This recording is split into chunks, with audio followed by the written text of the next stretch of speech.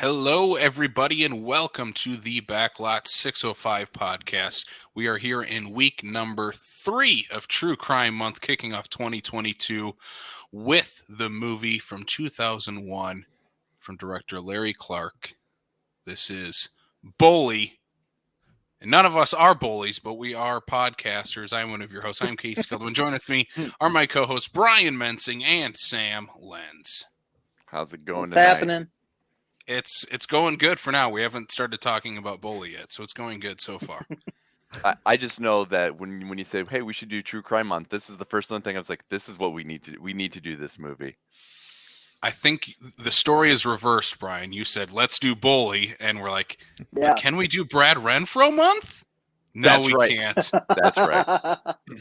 Yeah, that's I would have right. taken that, The because then we whole could reason- at least talk to Tom and Huck if we did Brad Renfro month. But I guess we'll have to say that for Jonathan Taylor Thomas month down the road. Instead, Hey, you we're stuck doing 4 horribly depressing movies at the start of a brand new year. So, Well, I think we have Well- reached the climax of the depressing part of these movies, Sam. So that's good. And to Really? The way next this one's year about Ted started, Bundy. that's the lighthearted one of this month. the way this year started, it was already depressing to begin with. So I mean, come on, we might as well just keep the truck running. We're gonna keep the truck running, and what a way to introduce 2 new guests to the show for the first time ever by having them experience Bully. Our guests are Holden and Jimmy from That One Movie Podcast. Welcome to the show, gentlemen. Hi, thank you for having us. We're really excited to be here. Yeah, I'd like to make a correction. Heck yeah. Holden bullies me all the time, so Oh yeah, that's fair. it's okay. I cry myself to sleep, but It's like he's the Nick Stahl of the group. he Yeah. really is. It's because he's got nice abs too. Yeah, that as well. Yeah, well, the funny thing is, I don't know if you remember Casey, but I actually worked with you at a local TV station. And then I worked with Sam at school. Mhm. Holden and I guess we both got paid to be in the college pep band. So I got to say, Brian, just mentally prepare yourself to be my coworker someday. So I'm the odd man out right now. Next week, Jimmy just shows up at Brian's work. Yeah, I'm the new guy. What's up? I want to know how he's gonna do that, considering the fact that I'm working from home currently. And if he Well, shows yeah. up at my door, that's He's a gonna little show creepy. up at your house. Show up at your apartment. I brought coffee. I have wanted my to ways, Brian. Hey, if people know the code to get in the building, they just need to get through the front door. No, I was gonna say is I always have my different backgrounds that I do for this here for my green screen and whatnot, and realizing what movie we're talking about, it's kind of tricky to find a background that is one that is acceptable that I can put on YouTube. Yeah, that makes sense. So I was like, this one is clean enough. Yeah, Yeah, I I'm pretty was sure gonna the say- wardrobe budget of this movie was $0 because no one's wearing clothes whatsoever in any shot in this movie. Well, it reaffirmed my theory that nobody in Florida knew what a T-shirt was before 2013. Yeah. Yep. All right, Yep. I'm gonna hold off on our Bully discussion because I'm not ready for it. I don't know about you guys. I'm not ready either. Let's talk for a brief moment about That One Movie Podcast and what you guys do on your show. I know your latest episode I just listened to today is on Scream 2022 because we're going to be talking about Scream after this show as well. So I was curious your guys' thoughts, but talk a little bit about your show and what you guys do on your podcast. Holden, you got this, man. Go for it. All right, I'll go for it. Yeah, so our show, we kind of have it split up into 3 main segments. We start out, we talk about just kind of entertainment news for the week, largely focused on like movies and TV shows, but me and Jimmy also play a lot of video games, so sometimes we'll get into that if something sticks out at us. And then we do a new release typically if something's coming out that interests us. But if that doesn't happen, then we might do like a listener request or something else. Sometimes we'll do TV shows that are coming out, and then we end it with kind of talking about things that we've like watched or done this week outside of our main topic. We just kind of do a bunch of different things, and it kind of changes each episode. But I think the nice thing about our show is that we're kind of into everything. Like we love the, Robert Eggers movies as much as we love the new Disney Plus MCU show that's coming out. Well, I mean, we don't necessarily love those, but we watch them and we get excited for them. So like we do the Star Wars and all the blockbusters, but we're also geeking out over Dune and Ari Aster and all that stuff. So we really, we covered the whole board and also games too, like Holden said, infrequently we'll talk about big games that come out. Yeah. Cool. Yeah. It's easy to get excited about Disney Plus Marvel shows in the first 7 episodes. It's the 8th episode that's inevitably terrible and just completely craps the bed on all of them. So, Yeah, that's you kick your pessimism out the door, Sam. I'm very optimistic about the first however many episodes that each of them has before the last episode. That's usually how many good episodes there are in a Disney Plus Marvel show. Sam, I just wish Star Wars was doing that right now because Boba Fett is boring me to tears. What? No, I didn't say it better myself. Love it. So I need to get into Star Wars, but like the Mandalorian, like that first season, it didn't hook me right away. Like it just didn't. And I thought I was the crazy one because everybody was like, this is the greatest show in Star Wars and all this stuff. And I was like, okay, like it's good. It's fine. And it won me over as it went. Boba Fett hooked me out the gate. And then I got on Twitter and everybody's like, this is not great. And I was like, I don't know then. I guess I just like different Star Wars than everybody. I guess, Sam. I thought the only good part of Book of Boba Fett was when it was just a straight Dune ripoff. But other than that, I think it's been pretty bad.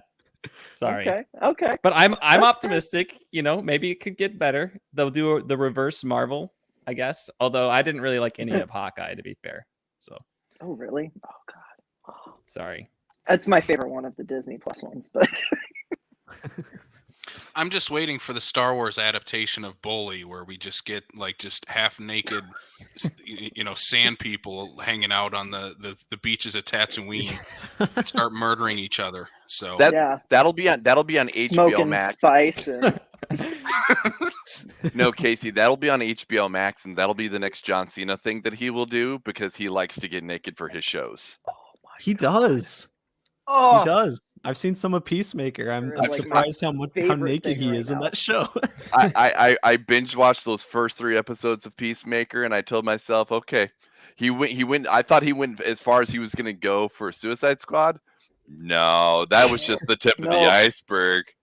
Oh God, it's so great. I love it. And the dance number in the opening of every episode, I love it. It's very good. It's my favorite thing on TV right now. It's so good. I haven't started Peacemaker yet, but since we're going to be talking about pretty scantily clad people this entire episode, do we get to see John Cena's Peacemaker in the show? Oh, very nice. You get really damn close. Yeah, you get really close. Not yet. Not sold yet. But is it as shiny as his helmet? See it by the end of. Is that because he's invisible, Sam? Yeah, you can't see it because it's John Cena's penis. Yeah.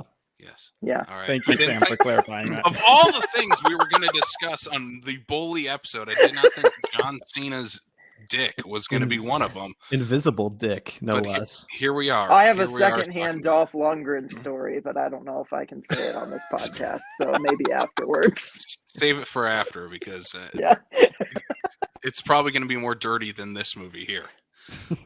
Yeah. Let's jump into this movie, boys. I'm gonna throw this to Brian. This is your movie. It was Bully 2001. Yeah. Why? Yeah, explain yourself. Well, number one, the to see Casey's letterbox response was like I saw that big old like Cheshire cat grin. I'm like, that's exactly what I was expecting from it.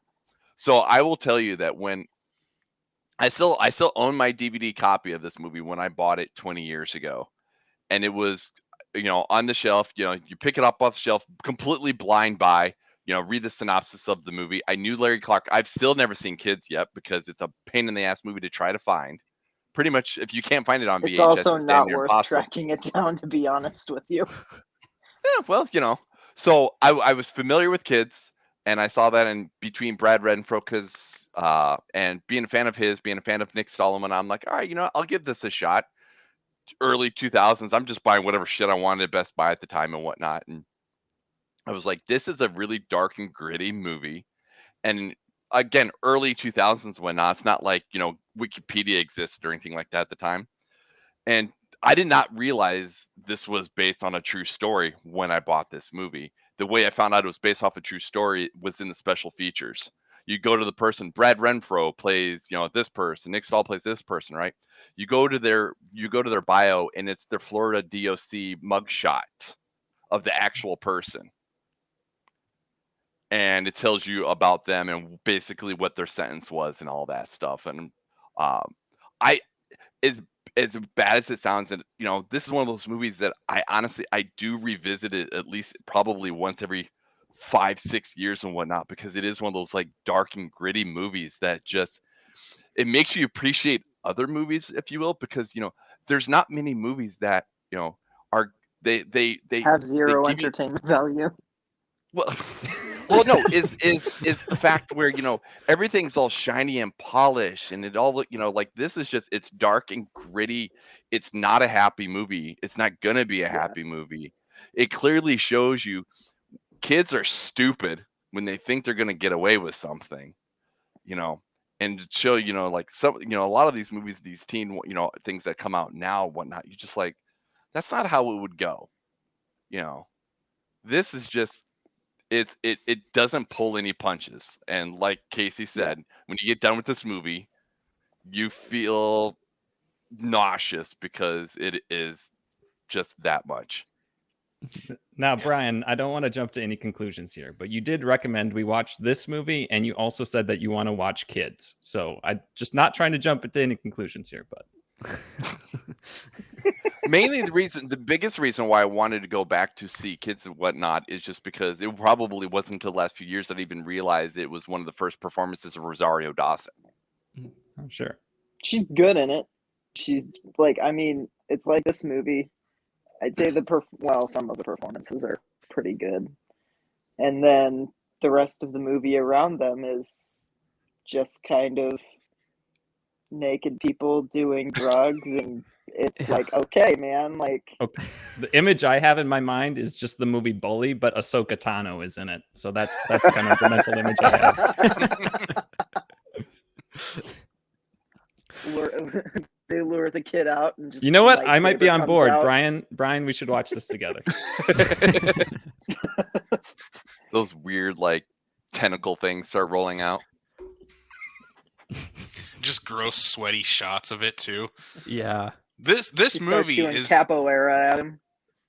So, before we jump into the plot of this movie, I gotta say this, having watched this for the first time, which I believe is a first time watch for Sam. Was this your first time as well? Okay. Yeah, there won't be a second. Okay, well, same here. But this is a first time watch for everyone but Brian. I sort of knew what I was getting into because I had heard of Bully, and I knew at some point we were going to talk about it on this podcast, and that day the reckoning has come. I have to say though, this is one of the sweatiest movies since Rambo: First Blood Part 2. It's just sweaty, like gross sweaty. It is Florida. It is Florida, but it's humid in Florida. It's like I don't know. It's just like every shot feels like there's sweat dripping off the camera, not even the actors. Like the camera feels like it's sweating. I'm not saying that's a bad thing either. I don't want to say I enjoyed this movie because I didn't, but I very much respect this movie. I mean, spoilers for when we give our ratings and stuff. I gave it a 3.5 out of 5. I liked this movie because I think it knew exactly what it was going for. Mm-hmm. Do I like it? No, not really. But I have to respect exactly what it was going for. But like, if we're gonna jump to the plot for the movie, it's a group of teenagers who conspire to murder one of their friends because he's a bully. It's the title of the movie. Whoa. He is he's a bully to this entire group, especially our main character Marty, played his best friend. His best friend Marty, played by Brad Renfro. Our bully is Nick Stahl. Bobby Kent, which there is some real life discrepancies in the characters he's playing. I think we'll talk about some of the differences between real life and the movie, where his Marty's girlfriend convinces him to murder his best friend, and gets this like group of 6-7 other kids to do the same, and they go on this big conspiracy to kill Bobby and basically rid the bully from this group. Sounds these kids sound as dumb as the plot makes it sound. So, yeah. I'm gonna try to get initial thoughts from our guests. I think first off, Holden, what's your initial thoughts coming out of watching Bully? Yeah, so I've been watching Euphoria on HBO recently. I've been really into it. I think it's a great show. But I think this feels like worse Euphoria. Like it's very similar things. Like the central bully character in this reminds me a lot of one of the central characters in that show.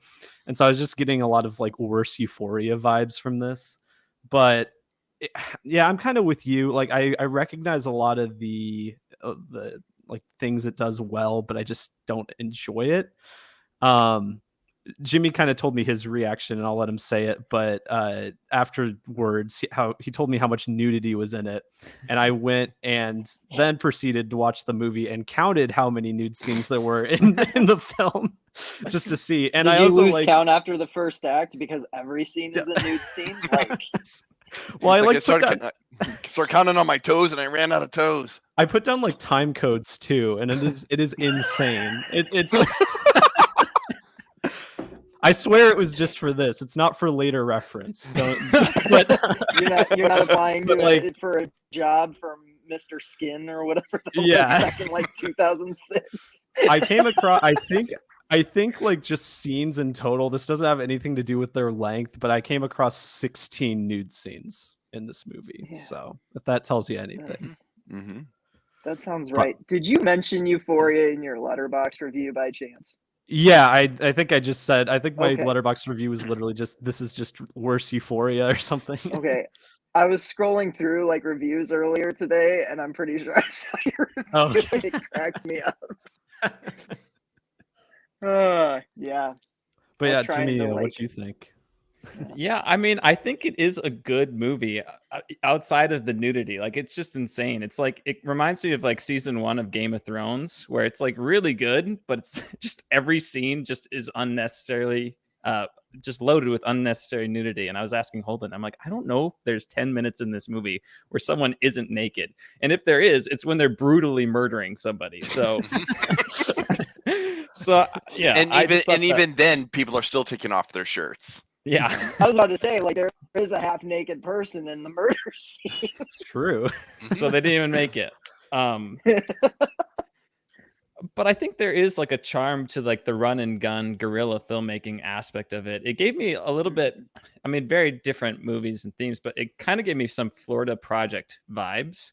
Not as good, if you guys have seen that, but I think overall it's a decent movie. I don't think it works if it's not a true story, because like we've said, the characters are so stupid, but kids can be that stupid when they're making some of these decisions and not having that thinking about the future and how that's going to affect them. And I think all that frustration that you get as a viewer just kind of is the point. Like, this is really dumb. This ruined these kids' lives, and this is an issue, and these things happen. And I think that it justifies its own existence through that, and it has the charm of the guerrilla filmmaking. I think it's distracting at times how handheld it is. Like, there's one dialogue scene where the camera just goes around in a circle, but it's not to any effect. It's just to go around in a circle, and it's kind of just takes you out of the film as a viewer. But overall, I think it is well made. I don't see myself recommending it to anybody. I think it's a solid film, but I'm not going to be like, hey mom, you should watch Bully. It's great. Oh, I'm very much, know your audience when it comes to this movie. Okay. You don't just go to somebody and go, "I've got a movie for you." Brian, you don't know us well enough then. No, Dude, you made me go see Lighthouse. I wasn't expecting, tentacle porn, so I mean, there's less nudity in that than in this. More tasteful nudity though in the Lighthouse, because that's kind of one of the first things you have to sort of bring up when you talk about this movie is the amount of nudity and the use of it throughout the movie. I mean, I'll give props to Rachel Miner, who plays Lisa. I think she's incredible in this movie. I think she's really great, and really gives it her all in her performance. Probably has the most amount of those 16, 17 nude scenes in this movie. Probably most of them are featuring her. And as an actress, I mean, that's not an easy thing to do, especially a young actress. So giving her props for that. But the other actress, Bijou Phillips. Bijou Phillips, who apparently even Larry Clark is like, yeah, she's gross. And I'm like, you're what? You said that? Okay. Yeah. Her scenes though, I'm not going to take his word. I'm not going to take her actions or anything like that. But just in what we saw in the movie, it's gross either way every time she's on the screen. And it's like, is any of this necessary? Like there's one shot where it just follows up her like shorts. And I'm like, what's the point? Like I get some of the other stuff where you have kids. What's the point of her literally answering a phone mid-sexual encounter and having the guy like literally still going while she's on? I'm just like, what is this? Like what am I watching right now? We got to keep the movie going, Sam. We can't stop one sex scene to have a phone call. We got to just keep it going. Somebody goes up to Larry Clark. I'm sorry, sir. We're gonna need dialogue in this sex scene. We gotta progress the plot. He's like, fine, I'll never answer the phone. We just merged a couple scenes together. Nobody will notice. Yeah, exactly. That's honestly what it felt like to me. I was just like, oh God, like, is there anything these kids can do besides, like, can they be doing anything besides having sex while they're having these conversations about killing someone? Apparently not. Or is it just like we have to have sex before we talk about brutally murdering one of our friends with baseball bats and knives? Sam, to be fair, sometimes they are doing hardcore drugs too. So that's fair, yeah. But that's at least more understandable. Sometimes they're doing both hardcore at the same time. Drugs, your brain goes straight to murder. I get it. Like, okay. But like, this movie just reinforces stereotypes of Florida, honestly, is my opinion. This is the most Florida movie to ever Florida. Some of the most interesting stuff within the story of Bully is really only like sort of touched on by Larry Clark. Like, I don't think he's diving into the most interesting parts of this actual story really at all. I think he's really kind of showcasing these kids are really dumb. They like to do drugs and have sex. Okay, cool. Yeah. But what about what made them that way? Yeah, what made them that way? Why are their parents, who are not like low class people? These are upper middle class, if not, high income families living in Florida, who just don't tell their 20-year-old kids to get a job. Just hang around the house all day, or what? That's the best part of the movie.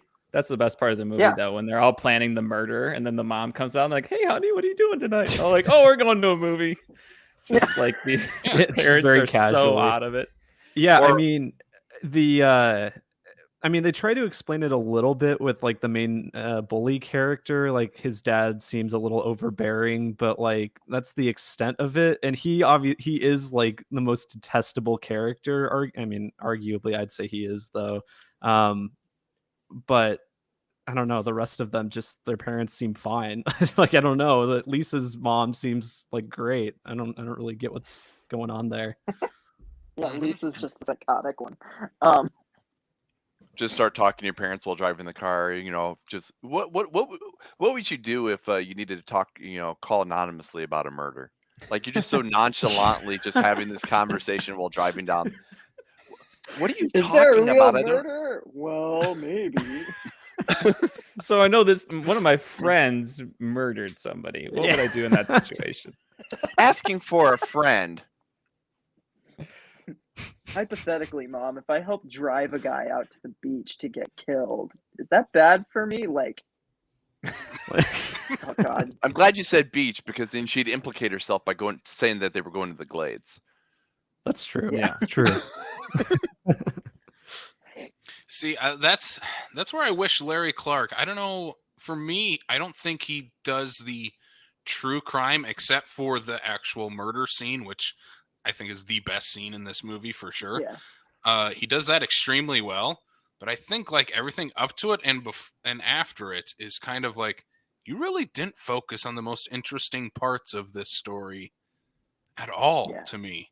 Because there is, and he touches on it, like I said, touches on it, doesn't fully flesh it out. And I think one of the things, again, along with the parents, I think that's super interesting to look at these rich parents who had these kids that are burnouts who just lay around the house all day and do drugs and have sex with each other and then just do nothing about it. And then also you have this kind of, I don't want to say it's an undertone because in real life it was kind of an overtone, but like the sexual undertone between the two friends, between Marty and Bobby, where if you look into the real life story, Bobby is more than likely a closeted gay man, and they don't touch on that like at all in this movie, which seems sort of something you can play into with his character, like why the way he is and why he's making Marty do the things he makes him do, especially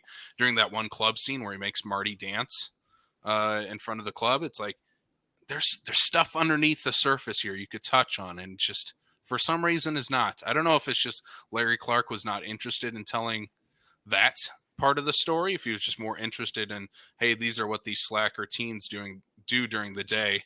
That's what I'm going to focus on, and how they become crazy kind of because of that, and I'm not going to focus on some of this other stuff that's part of the story. I don't know. Did you guys catch up on that in the movie? I think it should have just been more explained or fleshed out a little more, because I think that's really interesting, at least character-wise, both if you're looking at a real-life person and a character in a movie.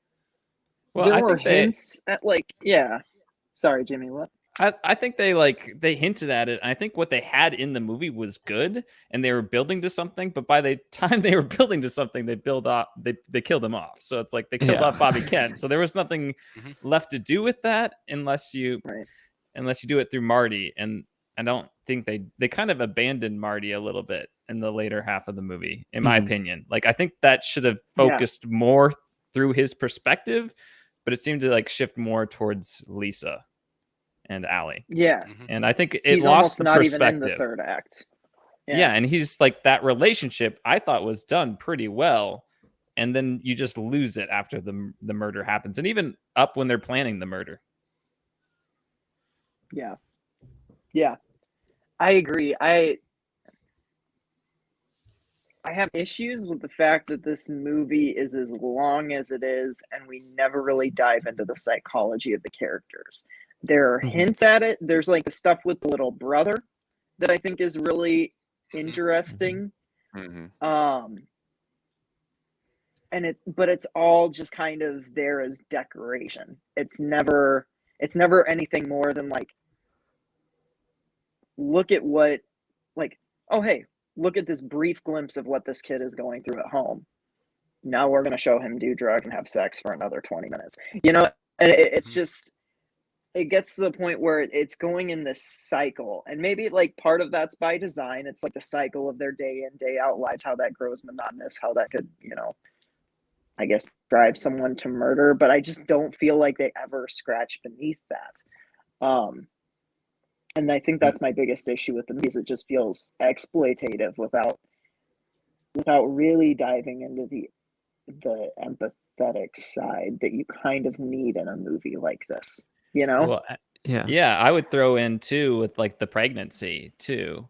Yeah. how the girlfriend got pregnant. They didn't like it happened. He got really mad, and then nothing really happened until at the end. She's like, "I'm gonna name him after you, Marty." Yeah.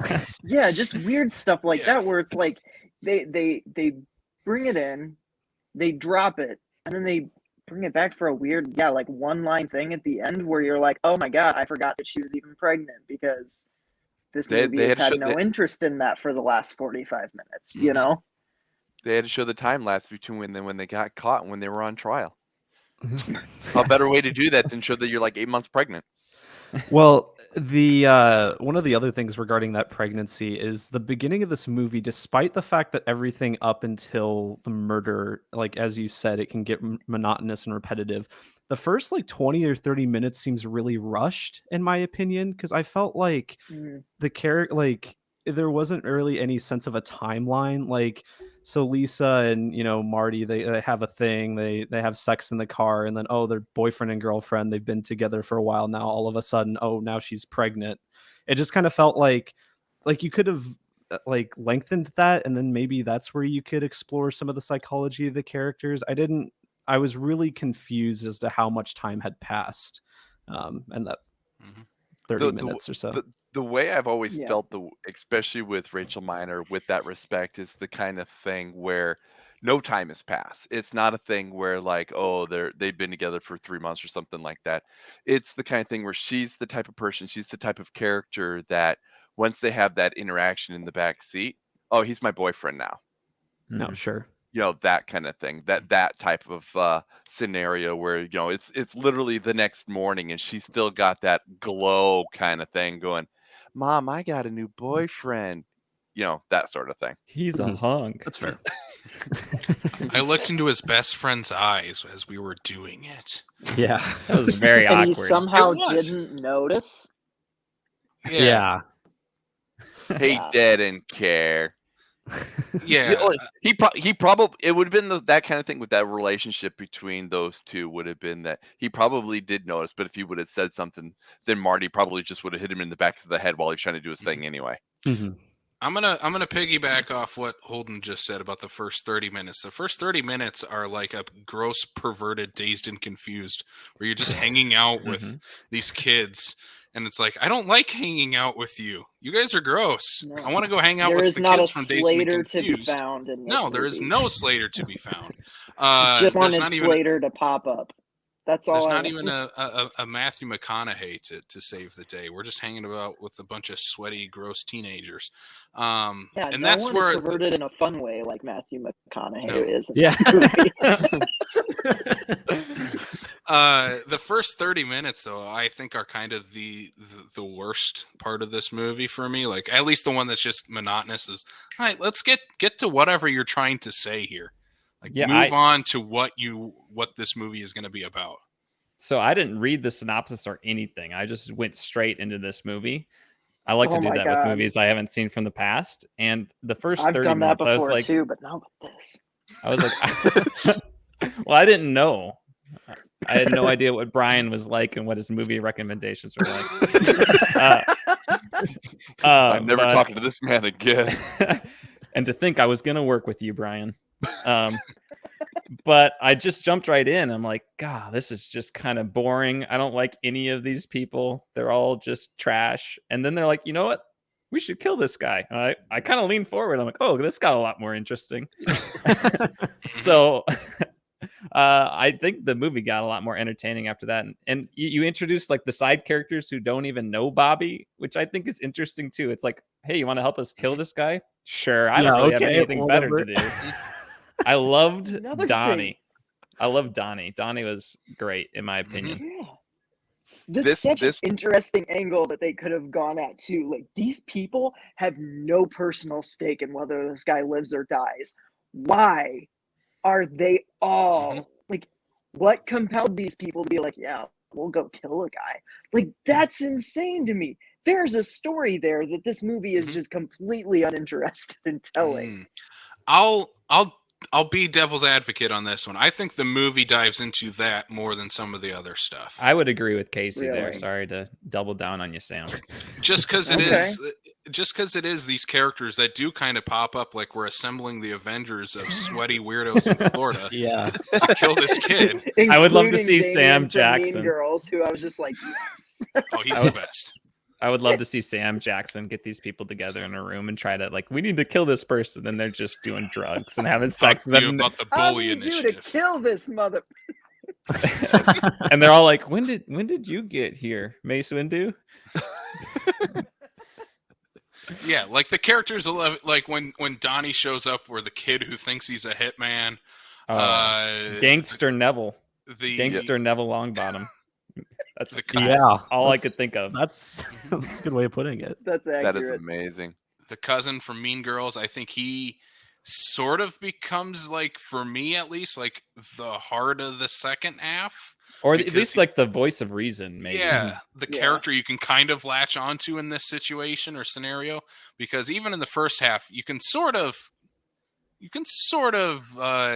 relate to Marty in a way, until he like flips out on his girlfriend and like leaves bruises on her arms and stuff, and you're like, maybe you're not a good dude, maybe not. Yeah. At least there's someone there to grasp on to, and I think that's why I sort of like the second half of this movie a lot more, because we get this ragtag group of, yeah, you guys want to go murder someone? Sure, I don't know who he is, but let's go do it. It's like that's the type of peer pressure kids. I think it hits that type of peer pressure more than like the sex and drug stuff. It's just the peer pressure of hanging out with the group. Oh yeah, we're gonna kill this guy. Oh, okay, sure. And then when the night comes, again, I think that's why that's the best scene in this movie, because you have half the kids are like, oh God, we're actually doing this? Like, Yep. what's happening? What's going on? And then Donnie, Donnie's sort of this movie Slater. I think puts He's himself not into the revealed to be scenario. the Slayer until the end, though. Like, where it's like, oh, my brother, he like tried to get into that gang and they wouldn't let him in, so he just got the tattoo. Like, when you find that out, I'm just like, yeah, that makes so much sense, because they like ask him about a signal, and he's like telling him like, you gotta have a signal, and they're like, what signal? He's like, well, I don't know. And it's like, this guy has no idea what he's doing. What I Like, didn't why are they understand. listening to him? What I didn't understand was like they go to this guy. They think he's a hitman, but then he's like having them do all of this stuff. Like, wouldn't that cue them in onto the fact that he's not a hitman? Like, shouldn't he be taking care of all of this? Like, I don't know. He was just the mentor to get them on the right path. Yeah. But at He the same was the- time too, he He is was that the Jamie Foxx from Horrible Bosses. He's their murder consultant. exactly. But at least that's the part where with his character you sit there going, they're like, we want to do this now. And he's like, dudes, you got to chill out for like 5 seconds. Like, think about this, plan this out, not just be like, it's gonna be done. You got to work on it. It's weird to picture the quote unquote hitman as the voice of reason during all of this, during that mid act. They didn't show it, but he definitely had a Godfather poster hanging up in that garage. Yeah. Because that's how he's getting all of this information of He- being a hitman. This is the late 90s. We're talking, that was a Scarface poster. Let's be honest, it was probably like Casino. I was about to say Boondock Saints, but we're too early. Boondock Saints. There we go. I would love to see Willem Dafoe go to the crime scene in this and do his whole Boondock Saints thing. Please Yes. tell me the Boondock extended Saints cut. is the poster that they put up on their jail cell over the hole that they're digging in the wall. Oh yeah. There you go. Yeah. I just love that the hitman is hanging out with like a bunch of 7-year-olds in this garage too, doing. I don't even know what they're doing. Like some sort of. It doesn't explain it, I guess, what they're doing. He's just hanging out with a bunch of little kids. Like, why? Like, is this your entourage you're hanging out with? A bunch of your little brother's friends? Or It's I like easy when they to get them each- hooked early, Casey, and then it's repeat business. I guess. Exactly. I like Welcome when to the whole Florida. I like it when the whole gang is like showing the weapons that they brought with them, and Donnie's got like the baseball bat. And he's like, "What are you gonna do? Like hit singles? Like what's going on here?" Oh God, Michael Pitt is so ridiculous in this movie. He's the Ryan Felipe, like he's like what Ryan Felipe is in I Know What You Did Last Summer, where he's just like trying to out energize everybody. He's like, girl, let's do this. We're gonna kill this guy, and I'm just like, what movie are you in, buddy? Like, He is also one of the reasons why when I'm looking at the list of names when I picked this movie up to pick up, because for me he was one of those underrated people from when I saw like Murder by Numbers with him and Ryan Gosling. See, that's the movie we should have been doing. I love Murder by Numbers. It's terrible true and it's crime. totally a by the numbers. Yeah, it's based on a true crime. It's not good, but it's a cheesy mid-2000s crime thriller, and I love it. So it's got Sandra Bullock and Ryan Gosling in it. Like Ryan Gosling plays a psycho. He like licks Sandra Bullock's face, and it's weird. It's just like that wasn't in the script. Like Ryan Gosling probably just did that. And he was like 20 at the time that movie was made. I'm like, what a bold choice. Like who does that? Sam, we watched the movie Bully. Nothing can be weird anymore. Yeah, that's fair. That's fair. I think the second half of this movie really starts to turn around, especially when you have kind of Lisa being this ringleader of. Why do you have that? I love this movie.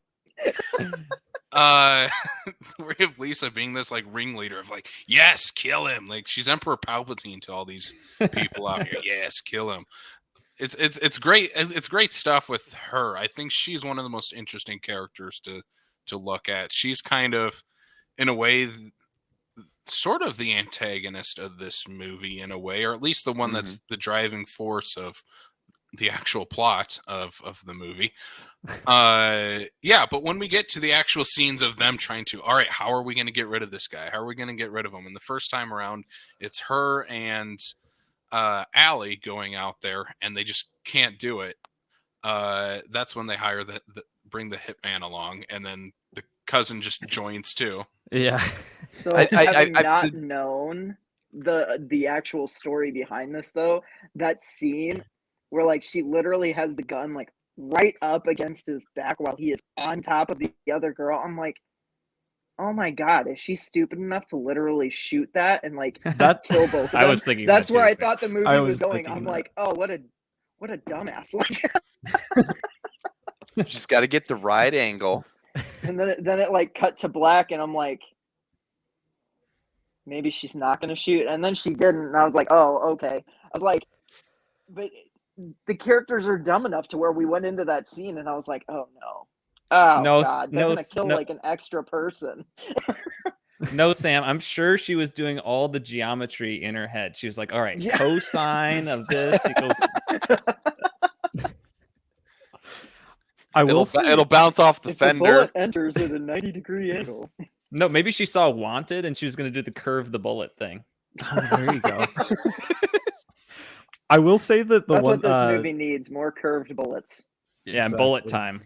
The thing about Lisa that kind of it was weird to me. I did like her turn, like you said, towards the end of the movie, but it like I swear to God, she said like he needs to die tonight like 10 times. She says like the same line like 10 times. Evil dies tonight. It's like, yeah, I was going to say Halloween Kills. Halloween Kills.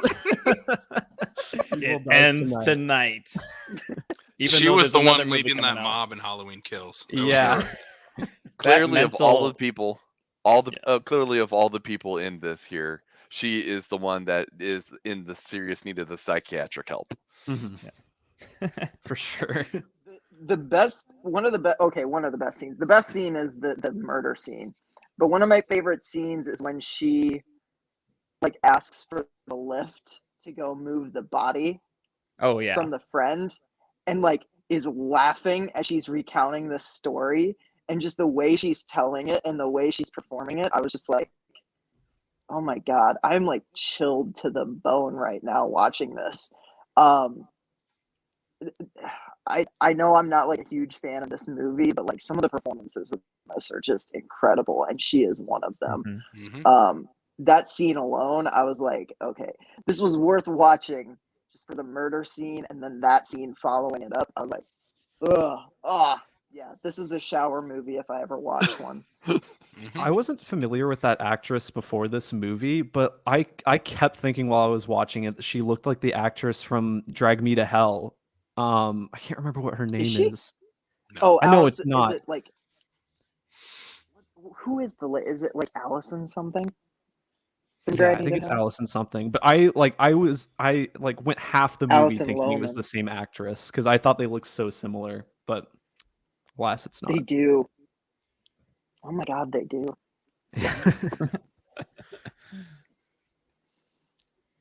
I was gonna say, let's get to the best scene in this movie, the murder scene. Like we were saying, the scene really starts off with them gathering at at Marty's house to like, all right, how are we gonna do this guy in? What weapons are we gonna bring? No one is coming prepared. Donnie is high off his mind at this point. I Again, love all that acid in the. volunteering to be the guy to do it, having never met the guy before this. Also, Donnie's really an idiot in this movie. He's just gonna let his girlfriend like sleep with this guy as many times as it takes to murder him too. Yeah, especially after he raped her and like he Yeah. knows that. Like it's I Yeah. don't know. Oh the god, It's all the for the rape mission. scene is just awful. Oh my Yeah, that was god. I'm very like, brutal. you did not need to show that. Like Yeah.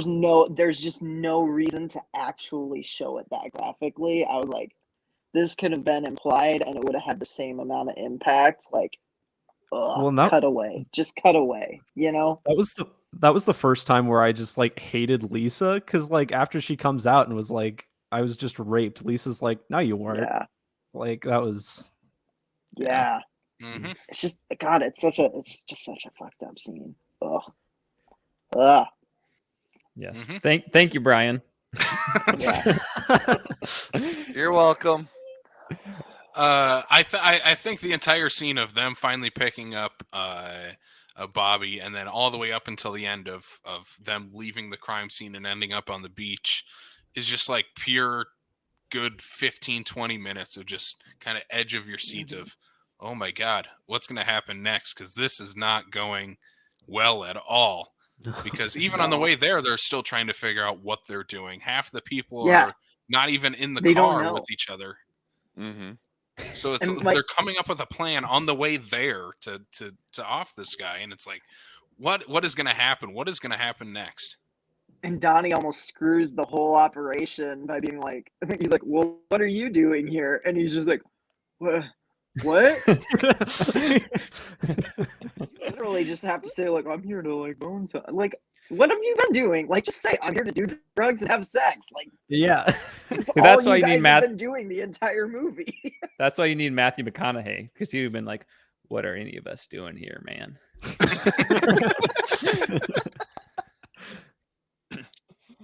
I used to believe that if Matthew McConaughey had been part of this posse, that this would have ended in murder. It probably just would have ended with all of them sharing a bowl in the swamp Yeah. and having a really good time. And that's a movie I would watch. I mean, It that's a would turn movie I to Burning have Man. watched. It's called Dazed and Confused. I love it. The murder scene is quite intense. As soon as they sort of hatch this makeshift plot of, again, people not knowing what they're doing, the hitman sort of is orchestrating it all, telling this one girl like she has to like give a code to everybody else that they're asking if there's alligators down there, and that's the cue for, I guess, Donnie to stab him. And then Like really weakly in the neck. yeah, and then Marty has to be like the backup to that, and it's like, what is going on? Like, this is just the worst plot to kill someone ever. They obviously did not watch that Viola Davis TV show. No, How to they get did away with not. murder. Yeah, no, they did not. Because it didn't exist yet. They had nothing to go off of. All they had was MTV and Eminem videos to watch. Yeah. That's a good point. Yeah, they didn't. Wait, no, they had the Scream movies. They could have done something. That's true. Oh wait, no. Wait. This movie came out after Scream, but wait. When did I think I'm not gonna the look it up. actual was in like the actual real life murder was in like the early 90s. Oh, Yeah, 93. Okay. Yep. okay. I would say Bobby Kent died in Oh. '93. Okay, Never so they mind didn't then. have the Scream movies. They didn't have Scream. That's an They did excuse. not have the Matrix either, so they weren't just like doing flips and cartwheels. No leather If trench they have coats would be found Halloween, in they should Florida. have learned how to disappear after being shot 6 times. Mhm. Maybe we'll get that in the sequel, Bully 2. Bobby Kent didn't actually die. Zombie He's coming Bobby. back. He'll show up in The Walking Dead. Bobby's Revenge. I will say the This whole funniest part. movie is. Oh, what? Oh, sorry, I was gonna say the funniest part about this murder scene to me is like I guess it kind of takes place a little bit after, but it's like when they come back and then it just turns out they just didn't throw him far enough. Like they tried to throw him into the swamp, and he's just like on the little shoreline getting eaten by the crabs. I thought that was pretty funny. Yeah. Oh, that was gross too. The crabs. Yeah. Or the fact that the reason they say they go back there is one to pick up the little knife holster that he left there, and then to cover up their tire tracks, which they do for like 2 seconds. But then I'm like, you guys still have to turn around and leave. Your tire tracks are still going to be there. Again, this entire plot of them trying to do this is the most insane thing ever. And again, focusing on that true crime part of it, of how dumb these kids kind of really were at committing this crime. Yeah, I think this movie does a good job of showing that, and especially at the beach where they're like trying to bury their weapons in the sand of the beach and then just throw the gun into the water. I'm like, what are you doing? Oh Yeah. man. Mm-hmm. Maybe it's just a critique of the public schooling system in Florida of the early 1990s. Yeah. This is why I moved back to Sioux Falls. No, Then I was gonna say the kids again. If they couldn't be, if this plot to murder their friend gone completely awry, wasn't showing how dumb they are, having literally every character admit to someone else that they murdered someone and are trying to figure out an alibi or trying to somehow admit it or trying to figure out how they can get away with it. I'm like, you guys are really just trying to get caught now, aren't you? Yeah. all of It's- them. it's not even all like of it's them not even like a blab day. Immediately. Yeah. Right. It's like Because not cousin even Derek, cousin Derek was like, I'm on this. I can't. I got to get this off my chest. Yep. It's the truth Oh, though. it's It's so like that's how funny. you catch kids is they like either brag about it or they just tell somebody about it. They're just not smart yeah. about it. Mm-hmm. No, I thought Yeah. that was like really cool because I mean, I knew this was a true crime story going into it, obviously, but I, was fully expecting the classic, teenagers do a crime and then they somehow manage to cover it up from the cops for a while or something. And I kind of figured the murder would happen like at maybe the halfway point and the rest of the movie would be that. But no, like it just quickly unravels like after the murder happens. I thought that was Which very is good. one of the reasons why I do like one things I like about this movie, and like what I said before is that movies nowadays they're not the dark and gritty everything like that. Like you said, it unravels immediately. There's no lag to that whatsoever. Whereas like nowadays, it would have been like a half an hour of we got away with it, we're all happy, everything's good to go and whatnot, and then that's when it's gonna fall apart. Where here, it's just Yeah.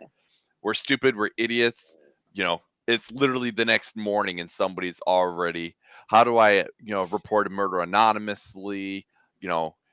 Derek gets all flustered when he's at the arcade and immediately tells the first person he sees, so Can you help Here's me what I'll say. drive to the crime scene and move the body? that's where I like, of all people who needed some psychiatric help, it was her. Mhm. Yeah. Yeah, like 'cause she just had no like. That's the scariest thing about that scene is I genuinely feel like she just had no like understanding of how fucked up like her question was, right? Like Mm-hmm. to her it's the same thing as asking for a ride to the airport. Mm-hmm. You know, Yep. she has that great line where it's like, why are you trying to open up like an investigation or a case file or something like that? I'm just asking for a ride. And I was like, oh God. Just Well, let yeah. your friend get to her shift at Pizza Hut. Leave her alone. Well, yeah, Yeah. and the friends like change in demeanor over that scene too, because at first she's just like, oh well, Lisa's just joking around, classic Lisa or whatever, and then it Yeah. just she starts to realize, oh, she's not joking, she literally wants a ride to a crime scene. I really Yeah. need to get the hell out of here. Yeah, exactly. Real quick too, my favorite shot in the entire movie is from the car at the very end of the murder scene, where you just hear Allie turn the fucking lights off, and you see the bat get raised up, and the lights go out, and you hear the thud. I'm like, that is so effective. That is like the moment where I'm like, this movie isn't all bad. there's some artistic merit here, I have to say. Like, I like that it's not glamorizing true crime. Right. Like, we'll talk about it next week, but our movie next week, I have issues with it. Because I feel like it falls into that true crime that starts to sort of glamorize it. And like, obviously that's icky morally. And I will admit, like, I appreciate this movie sticking to its guns, being like a very starkly realistic portrayal of a bunch of dumb kids and way over their heads doing a crime that they don't need to commit. Like, I just feel like at the end of the day, it's showing that this crime was pointless and senseless by making a kind of pointless and senseless movie. I appreciate it, but I don't like it. You know what I mean? Yeah. There's that respect there for what it did. I think it pulls off what it's trying to do really well. I don't like what it pulls off. You know what I mean? Like, that's that. Yeah. So it's just one of those weird things where, like, I'm not going to recommend this to people. I'm never going to watch this movie again.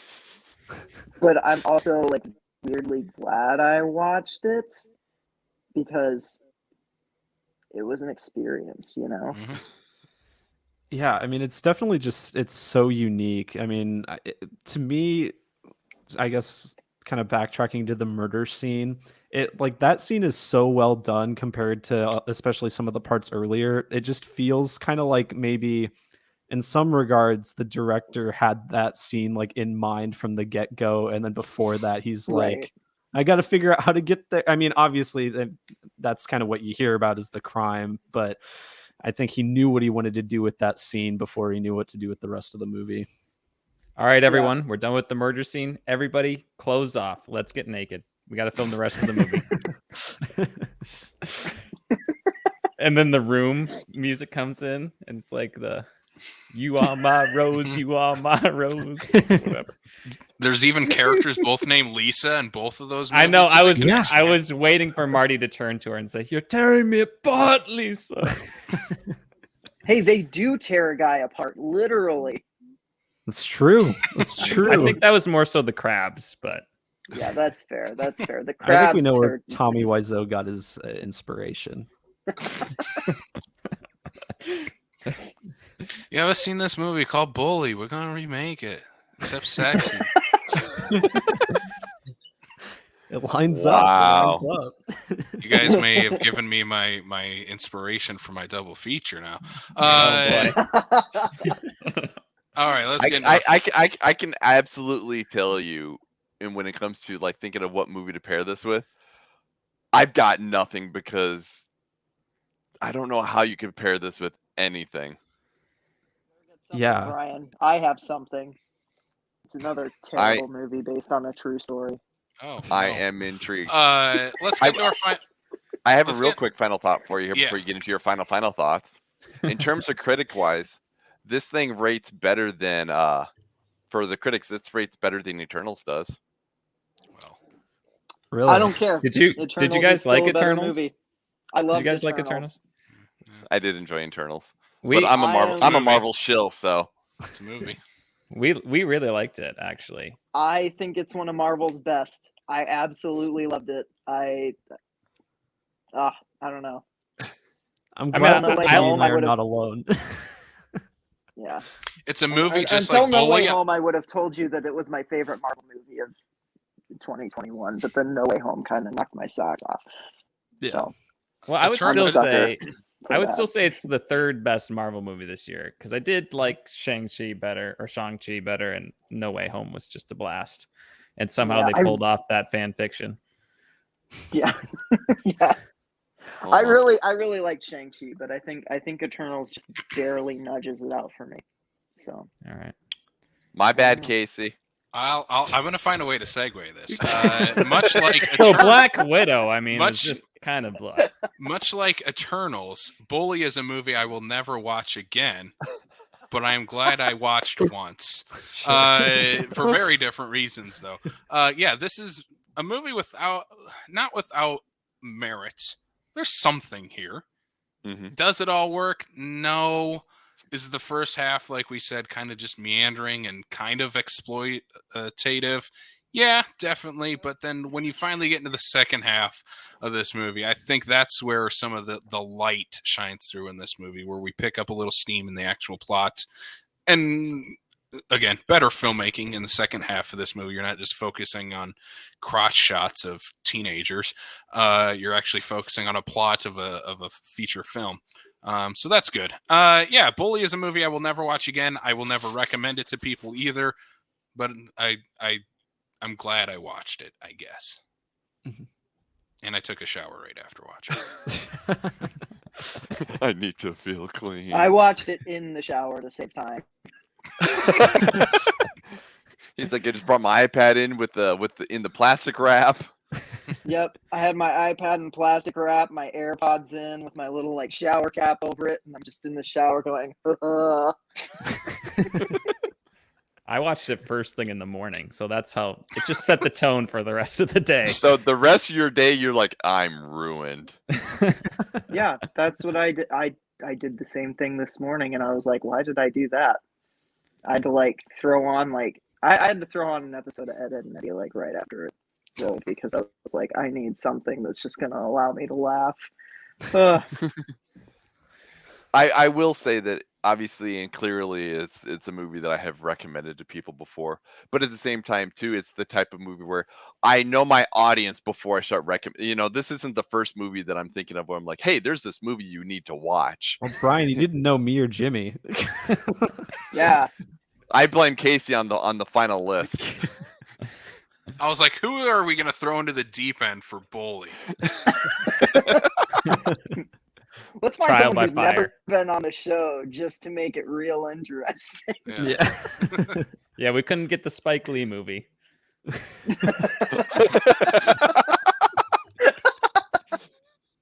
Oh god. Yeah, that one was better. That one was definitely better. Probably the same amount of sex scenes, but better. Yeah, fair Yeah, enough. definitely. Well, okay, not as many. Trust me, not as many sex scenes. Sam was more- counting. more- He's got the timestamps. More Yeah, talking got the dogs, time though. stamp. Yes. Yeah. The last one happened at an hour 43 minutes into the movie. There. Have it right and ready. You're like the IMDb X-ray, Holden, that comes up when you pause it on Amazon. Well, I was like That's taking incredible. notes as the movie was going along, like just like my reactions to things, and then like whenever a nude scene would pop up, I just insert that in there. So I would have like bits in here where I'm like, oh, I'm making some notes. I'm like, oh, Marty's actor is pretty good in some of these scenes. Oh, nude scene at 37 minutes in. It's like stuff like that. Oh my god. All right, That's awesome. boys, let's get into I don't know how we're gonna do this. Finding our perfect double feature of Bully and blank. So guys, if you're gonna watch Bully again, I don't know Got if any one. of us are, and you're gonna watch another movie right after or before, what movie are you guys gonna pair it with? I'm gonna pair it with another movie about horrible people doing a horrible thing for for a very senseless reason. It's not very good according to most critics, but I absolutely adore this movie and it makes me laugh. I am gonna go with Pain and Gain, starring The Rock and Mark Wahlberg It's a Michael Bay And movie, right? It Yeah. is. It's a Michael Bay movie. Well, Perfect And Influence. He I was does gonna incorporate explosions into this movie somehow, which is was- incredible. I was gonna I say- love it. Oh, sorry. Go for it. Go ahead.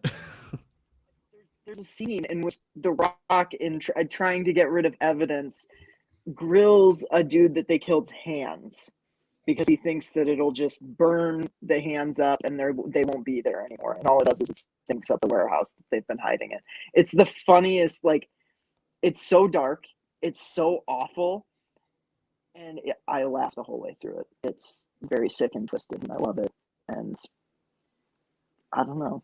If I was to watch Bully again, I would, and I wanted to do like a true crime double feature, I would pair it with something that didn't make me want to like jump Take a off shower? my third floor balcony. So yeah, that's my double features, Pain and Gain. Check it out if you haven't seen it. I really do love it. I enjoyed Just that movie. Go in with the expectation that it is a Michael Bay movie through and through.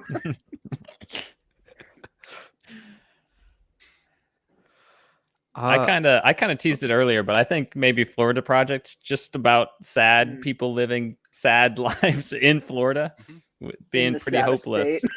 Just the saddest state.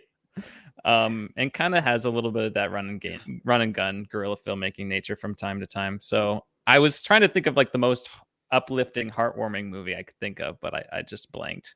So I'll just stick with the Florida Project. See, I'm gonna go off of Sam's double feature a little bit. I'm gonna say the first Transformers movie, another Michael Bay film. Mostly because that's another movie where everyone is just sweaty all the time. Everyone is weirdly orange and like just weird. There's a lot of weird sexual shots of underage characters in that movie as well. Yeah. I don't know if I don't think there probably is any actual direct influence between the two movies, but I wouldn't be surprised if there was. Back in Michael Bay's collection, he's like, "Here's my pristine copy of Bully that I got directly from Larry Clark."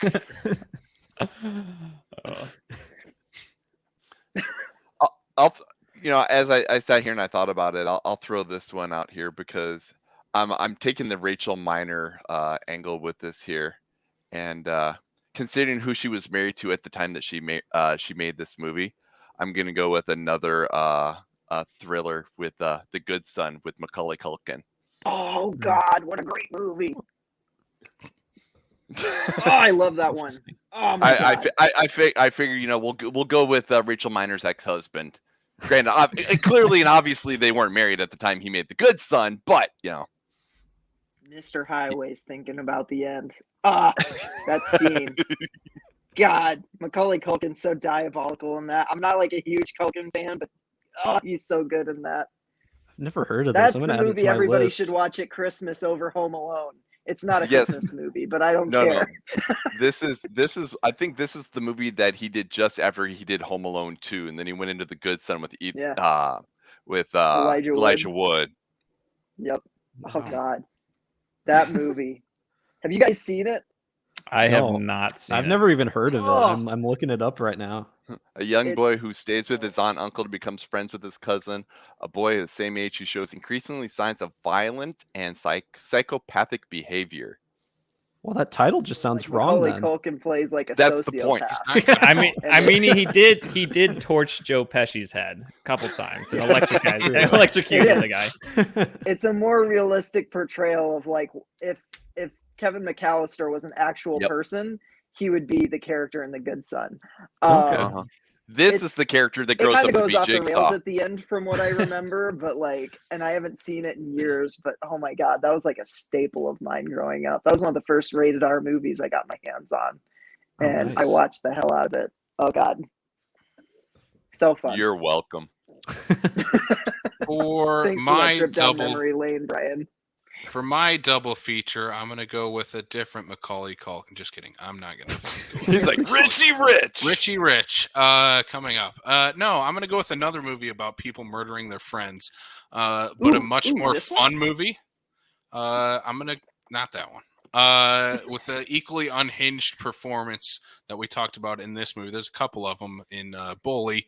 I'm going to go with Matthew Lillard in The Curve, Dead Man's Curve, whichever title you want to go with. Matthew Lillard, post-Scream, going just, this is Stu Macher Goes to College.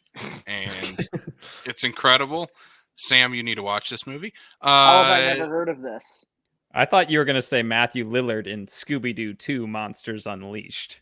No, Oh but that my would be God. a good pick. That would be give Casey any reason to watch Scooby-Doo. He will pair it with anything. Actually, we can't talk about the unmitigated masterpiece that is Scooby-Doo 2 Monsters Unleashed, guys. That's like that's a 5-star movie if there ever was one. Honestly, I love it. Best work James Gunn has ever done. You know what? Honestly, I almost agree with that.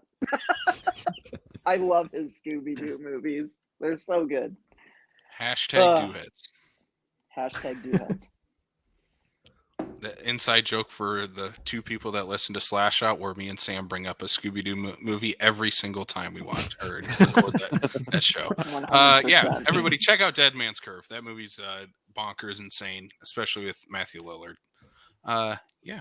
So let's wrap this thing up as we're talking about Bully. I think we all need a shower after this podcast now. I think that seems appropriate. But before we get to that, let's get into the plugs for the show. You can follow us on Apple, Spotify, Google, Stitcher, Amazon Music, and on YouTube. Give us a good subscribe there. That would be awesome to check out the rest of our true crime series that we got coming up. Again, next week we are continuing this series with our final film, Extremely Wicked, Shockingly Evil, and Vile, a.k.a. Zac Efron is a hunky serial killer. Hunky. Is he one of your hunky boys? He is definitely a hunky boy. he is. That's the problem with that movie. He is too hot to play Ted Bundy. God. We'll talk about it next week. Ted Bundy was a good-looking man. You can also check us out over on Facebook, Twitter, Instagram, and Letterboxd HQ. We're all at Backlot 605 on Facebook. We also have the South Dakota Film Community Group. Join the conversation. Filmmakers, film lovers, film enthusiasts, all sorts of fun stuff. Join the conversation. Sam, where else can they check us out? Thanks, Brian. Really nailed it. One more. You can check us out at patreon.com/backlot605, where we do 4 bonus episodes each month, either new releases or cult classics that have recently done anniversaries. Casey and Brian have made me sit through both Kung Pao Enter the Fist and Free Jack. Made you sit through it? That movie's a Kung Pao's a masterpiece. Oh, I did not Thank like you. it. I did not like it. But we've got 22 episode coming out this week, which we're going to record tonight. I'm so excited, guys. I've been waiting like 4 days to talk about this. And we're ending our month with my personal pick that I'm making, Casey Brian sit through. Hotel Transylvania 4, Transformania, which I've already watched and loved and am ready to watch it at least 3 more times before we record that episode. Yeah, so be sure to check us out on Patreon for all that fun stuff and more. So, yeah. 2 more things I want to throw out here really quickly. We also have our South Dakota Film Community Meetup coming up January 26th at Full Circle Book Co-op, 6 p.m. start time on that. So come join us there. We're going to be chatting movies. We're going to have the filmmaker from Friday the 13th Vengeance there, the Friday the 13th fan film. He just recently moved to Sioux Falls, so he's going to be joining us there for that. And then we also got coming up February 10th, the Schmuckies Movie Awards, our version of the Oscars or the Golden Globes, except people are actually going to watch our award show, unlike the Golden Globes. We didn't even know it happened. Yeah, no one did. The Golden Globes happened?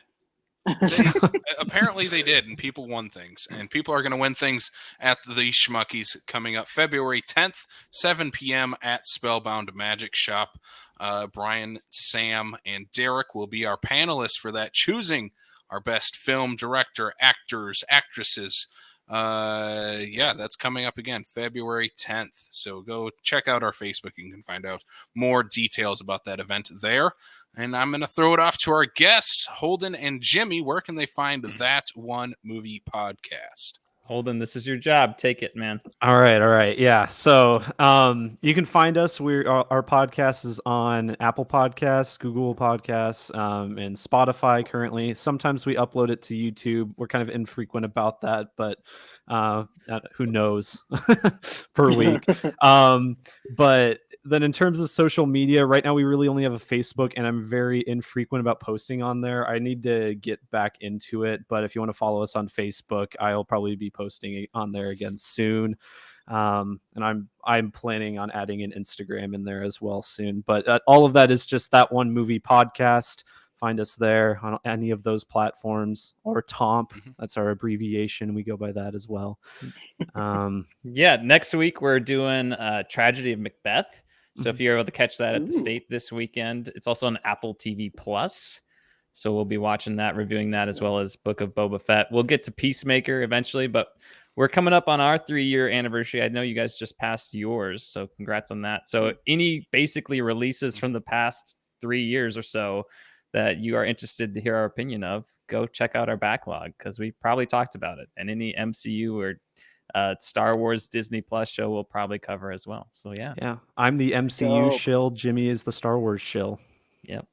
My kind of people. One more thing I'm going to throw out there. Holden, we want to give your Letterboxd. And Jimmy, do you have a Letterboxd? Sure. I don't know. Well, what are you doing? Come on. Jimmy, get Letterboxd. That's what I tell him. It's Come the on, only Jimmy. social media I like to use anymore. You know what Jimmy called me when I got a letter? But... Jimmy called me pretentious when I got a Letterboxd. So oh, Jimmy, it's the furthest thing from pretentious. It's the death of film criticism, but I love it.